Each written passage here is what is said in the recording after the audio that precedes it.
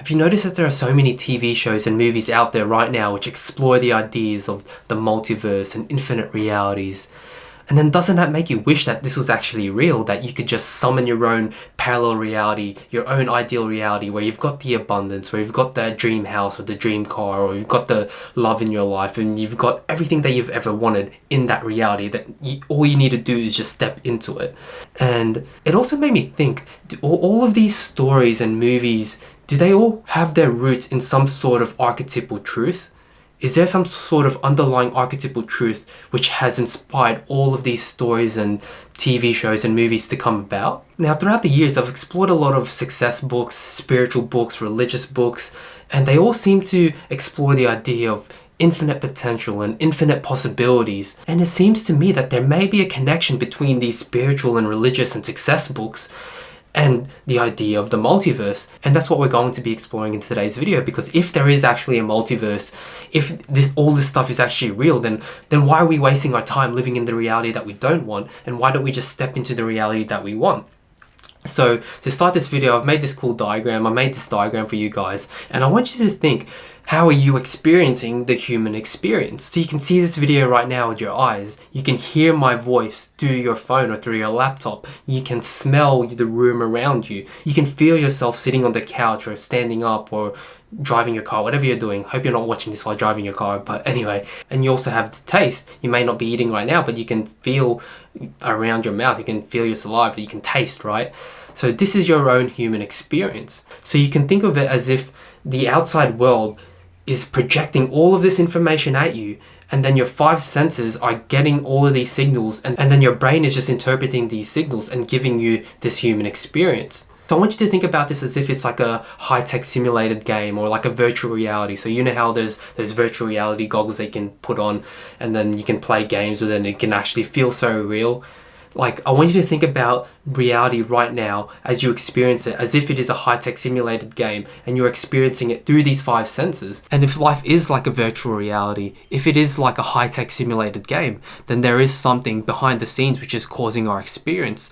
There is something like a projector which is projecting the world to us, which we experience. So the question in today's video which I want to explore is, can we somehow change the projection? Can we somehow change what is causing the projection of our experiences? And also another question is, what is actually the input to this projector? What is the input? And to answer these questions, I don't think that we can answer it by logic and reason alone. I think we need to delve into the metaphysical, the spiritual, and to try to explore what the religious and spiritual teachers have been trying to tell us throughout the ages, because I think they knew the secret on how to control the projection and how to alter and change their reality. Now, there are a few quotes which I want to bring up from some of my favorite people. So number one is Albert Einstein. So he says, "Imagination is everything. It is a preview of life's coming attractions." Now, I think that's really interesting. So think about the analogy of the projector that we were talking about before. He is saying that the preview of life's coming attractions comes from our imagination.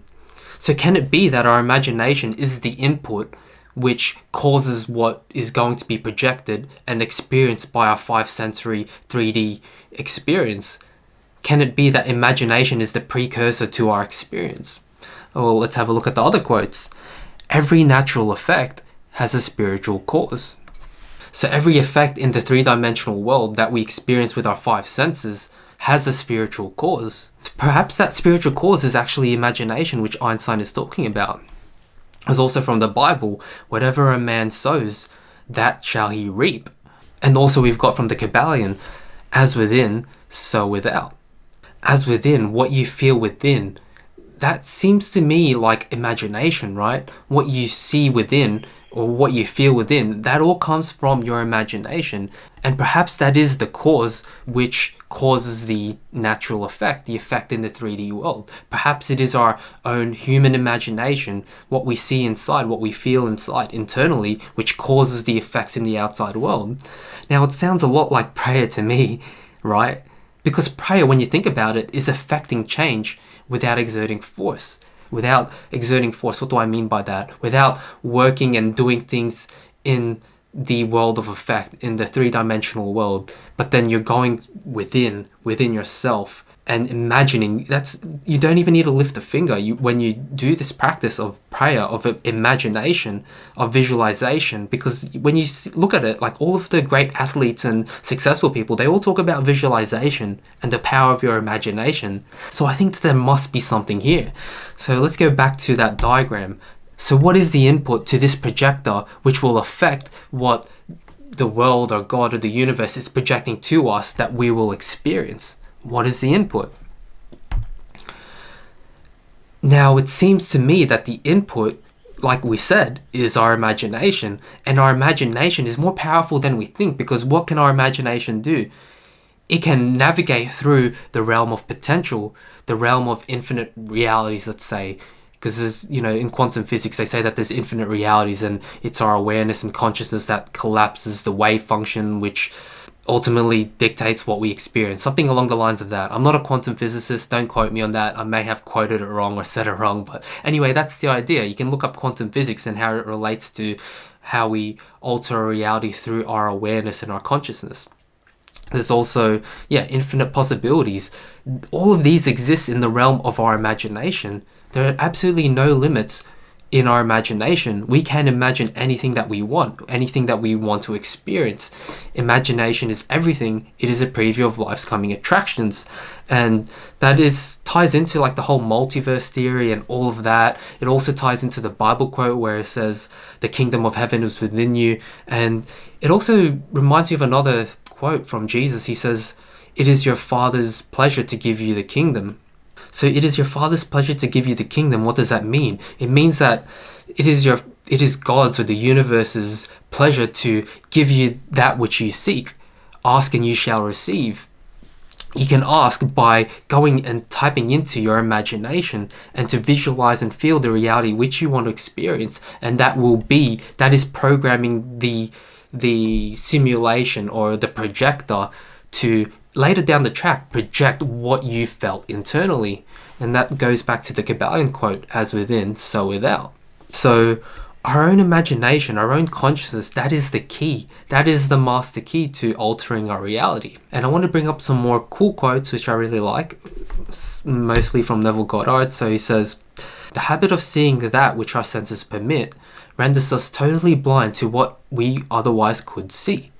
To cultivate the faculty of seeing the invisible, we should often deliberately disentangle our minds from the evidence of the senses and focus our attention on an invisible state, mentally feeling it and sensing it until it has all the distinctness of reality.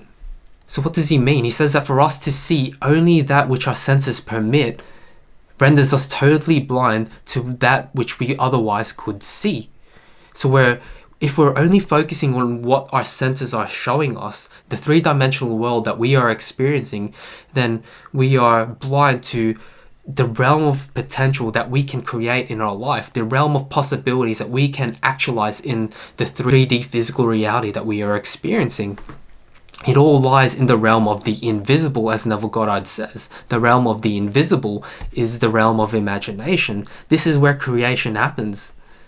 Creation happens over here. This is how we can change our reality, guys. It's in our imagination. We need to focus our attention on an invisible state, mentally feeling it and sensing it until it has all the distinctness of reality. And I also like how he says we should often deliberately disentangle our minds from the evidence of the senses. So that's like the practice of mindfulness, the practice of meditation, of being present to the moment. Because what do all of these things do? All of these things help you detach from the realm of the physical world, what you're experiencing with your five senses. When you sit down and meditate and you're just like... So when you're just vibing and you're just chilling in nothingness, this is where you're stepping into the divine grounds of creation, because then you can choose the feeling states or whatever reality you want to imagine and hold on to that, knowing that it's going to be the precursor to what you experience in the 3D experience of reality. And that's why I also like this quote from this artist, Paul Gauguin. I hope I said that right. I shut my eyes in order to see. So When you close your eyes, you've got the realm of potential. If you really slow down your mind, your monkey mind, and stop thinking about, oh, what am I going to eat for lunch, and oh, what am I going to do on the weekend? When you shut all of that out and you're disciplined to quieting the mind, then that is the realm where you can create. That is the beginning of creation. That is like I don't know if that's the womb of creation, where that is literally like the womb of creation, and you can impregnate the womb of creation with the conscious thought of what reality you want to experience, with that feeling state. It's with the feeling. Feeling is the secret, and that's why when you read all of the manifestation books and success books and all of that, they all talk about getting into that feeling state. To feel as if you already have that which you want, and to feel as if you are already the person that you want to become. That is the precursor to actually experiencing and living out that reality. Now, it's all good saying all of that. So what's the next step? What is the next step to creating our reality? Now, there's this quote from the Bible. It says, "Where there is no vision, the people perish." Where there is no vision, the people perish. So if you have no vision, then you're just going to be drifting through life, having life throw events and circumstances at you, and you're just going to be reacting to them rather than being a conscious creator. You're just an unconscious passenger to life. But then you don't want that. You've got all of these desires within you. You want that bigger house, you want that more fulfilling life, you want more money, you want a better job, you want all of these things. And this is not a bad thing to have these desires. They come from above, they come from your higher self. It is your Father's pleasure to give you the kingdom. You are deserving of these things. You just need to ask. And when you ask, you will receive. But then it is a difficult thing to actually ask, to sit down and be intentional, because we haven't lived our lives this way. We've lived most of our lives being unintentional and unconscious. But now, coming across this information, you do know now that you have more power than you think in affecting change in your life and choosing the reality that you want. So now, upon learning all of these things which I'm teaching, upon learning about the law of attraction and manifestation, then the next thing for you is to take upon this responsibility and then be more intentional, knowing that you create your own reality. And how do you be more intentional? It's by choosing your own vision. And so after that, after creating the vision of where you want to go and who you want to become, then your next task is to be a watchman at the gate. We must be like the watchman at the gate. We must watch every thought. So we must watch every thought and make sure that every thought that enters our mind. And so this is you. This is you. You're this cool guy with the sunnies, with the cool cop outfit. This is your conscious mind. This is the role of your conscious mind, to be the watchman at the gate, to only allow the feelings and the thoughts and the imaginal activities that are only in alignment to the vision which you specified. You only want these things to impress the subconscious mind, or the mind of God, or that projector which we were talking about, the thing that causes the projection out in the screen of space, to only allow the thoughts and the feelings that are in alignment to the vision that you create. And that's how you become a conscious creator. That's how you can consciously create circumstances in the three-dimensional world, in the world of experience, in the screen of space, to materialize and to actualize in your experience. It's by controlling your thoughts, controlling your emotions, to only be that in alignment to your vision. And that's why it's so necessary to be the watchman at the gate, because we are the cause. Our feeling state and what we feel to be true within ourselves is the cause of what we are going to impress upon the projector. So we must be very careful and disciplined and diligent what we allow to be the cause. And this is very difficult, because if we are the creators of our life, if we can create circumstances and experiences, then that's a lot of power. And the great quote from Spider-Man, "With great power comes great responsibility." So I want to read out this quote from The Science of Getting Rich by Wallace D. Wattles. And just a fun fact, this was actually the book that inspired Rhonda to create The Secret. So it's a really powerful book. There's a lot of golden nuggets in there. And this is one of the most impactful things which I've read. It says, "To think what you want to think is to think truth regardless of appearances. Every man has a natural and inherent power to think what he wants to think, but it requires far more effort to do so than it does to think the thoughts which are suggested by appearances." So what he means by appearances is what we experience with our five senses. So, to think according to appearances is easy. To think truth regardless of appearances is laborious and requires the expenditure of more power than any other work man is called upon to perform. There is no labor from which most people shrink, as they do from that of sustained and consecutive thought. It is the hardest work in the world. So for those of us who come across the law of attraction and manifestation and truly understand it, truly understand these concepts that they are trying to teach, that is only part of the journey. The next part of the journey is for us to walk in alignment with this knowledge that we've been gifted. And there's a lot of power to it, but there's also a lot of responsibility. And that's where we can fall short in applying it, because it's so easy to look at the outside world, the world of the senses, the three-dimensional world, and then judge by appearances and to think, oh, we don't have this, we don't have that. And then we start to feel lack instead of abundance, and unworthiness instead of feeling worthiness. And then these are feeling states. Like, recall that these are the feeling states. So if we start to tilt towards the negative and start to feel lack and unworthiness, then this is what's going to be projected and is what we are going to experience. So that is the hardest thing in the world, to be the watchman at the gate, to only choose the thoughts which are in alignment, to choose the thoughts which are in alignment with truth. And so if we want to change our reality, it requires a different mode of being. That's why we need to meditate. That's why we need to come up with practices ourselves that remind us of this truth, so we don't stray off and become unconscious creators in our life.